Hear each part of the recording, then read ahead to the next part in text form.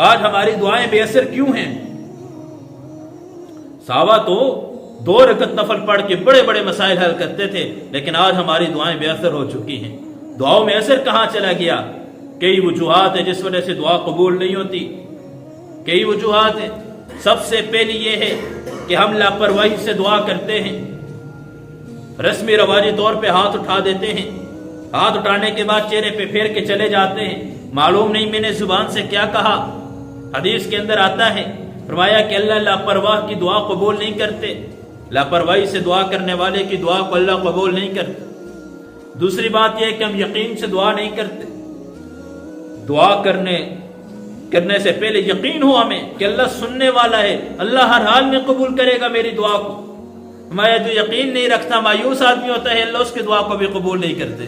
تیسرا یہ ہے کہ ہمارا کھانا پینا حرام، حدیث کے اندر آتا ہے ایک آدمی لمبا سفر کرتا ہے، بال بکھرے ہوئے ہیں، جسم کے اوپر گرد و غبار ہے، پھر آ کے ہاتھ اٹھاتا ہے، اے اللہ تو معاف کر دے، اے اللہ میرے یہ مسائل حل کر دے، اے اللہ پریشانیوں کو دور فرما۔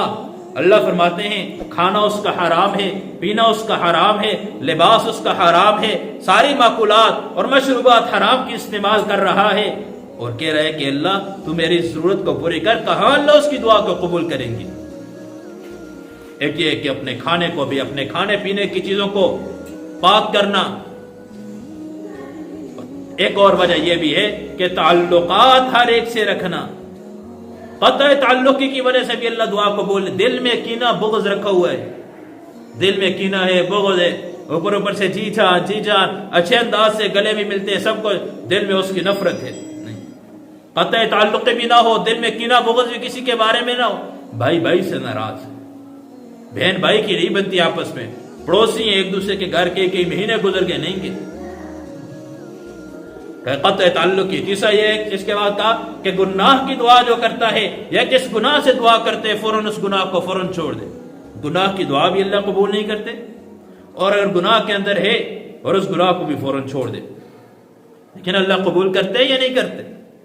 لیکن ہم نے مانگے ہی کب ہے، ہم نے مانگے ہی کب ہے۔ اچھا ایک اور بات، جب ہم دعا کرتے ہیں تو دعا کب قبول ہوتی ہے؟ دعا کی قبولیت کی کیا علامات ہیں؟ دعا کی قبولیت کی کیا علامات ہیں؟ فرمایا کہ دعا 3 اعتبار سے 3 طریقے ہیں۔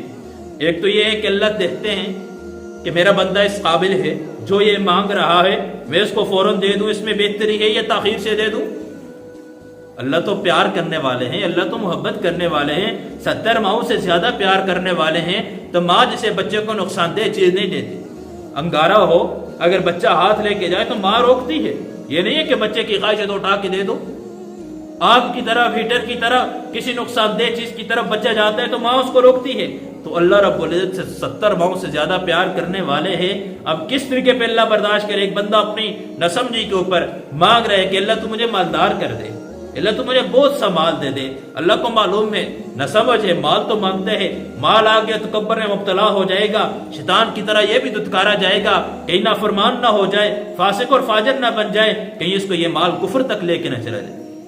مانگتے تو ہے اپنے لیے، لیکن اللہ دیکھتے ہیں کہ بندہ اس قابل بھی ہے، جو مانگ رہا ہے اس کے لیے یہ بہتر ہے یا نہیں ہے۔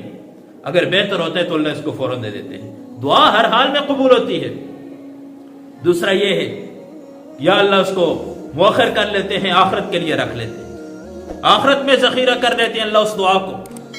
حدیث کے اندر آتا ہے کل قیامت کا دن ہوگا جب اللہ رب العزت کو انعامات دیں گے، بندے یہ بھی تیرا، یہ بھی تیرا، یہ نعمت بھی تیری، یہ باغات بھی تیرے، یہ جنت بھی تیری، یہ حوریں تیری، یہ فلاں فلاں فلاں محلات سب کچھ تیرے۔ ربا میرا تو اتنا عمل نہیں، میں نے تو اتنا کچھ کیا نہیں ہے، یہ سب کچھ کیسے کہاں سے آ گیا؟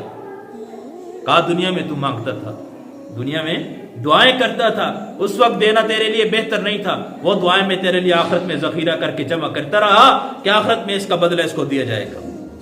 پھر یہ افسوس کرے گا کاش میری دنیا میں ایک دعا بھی قبول نہ ہوتی، کاش میری ایک دعا بھی اللہ قبول نہ کرتے، سب کا اجر مجھے آخرت میں ملتا، سب کا اجر مجھے آخرت میں ملتا۔ اور تیسری صورت دعا کی قبولیت کی یہ ہوتی ہے کہ انسان دعا کرتا ہے اور اللہ کی طرف سے اس کے اوپر مصیبت آنی ہوتی ہے، کوئی حالات آ رہے ہوتے ہیں، لیکن یہ دعا کر لیتا ہے، اس دعا کی قبولیت یہ ہوتی ہے اللہ آنے والی مصیبت کو ختم کر دیتے ہیں، وہ پریشانی ختم ہو جاتی ہے، مصیبت دور ہو جاتی ہے، اس دعا کی برکت سے اللہ اس مصیبت کو دور کر دیتے ہیں۔ تو دعا اللہ سے مانگنا، رو رو کے مانگنا، دعا کے قبولیت کے اوقات سجدے کی حالت میں اللہ دعا قبول کرتے ہیں، بارش لگی ہو دعا قبول کرتے ہیں، اذان اور اقامت کے درمیان کے فاصلے اللہ دعا قبول کرتے ہیں، اذانوں کے بعد اللہ دعا قبول کرتے ہیں، تہجد کے وقت اللہ آدھی رات کے بعد اللہ دعا قبول کرتے ہیں، آسمان دنیا میں اللہ آ جاتے ہیں دعا قبول کرتے ہیں۔ لیکن مانگے جمعے والے دن اللہ دعا قبول کرتے ہیں، جمعے کی رات کو اللہ دعا قبول کرتے ہیں۔ جمعے حدیث کے اندر آتے ہیں ایک گھڑی ایسی اس میں ہر بندے کی دعا اللہ قبول کرتے ہیں۔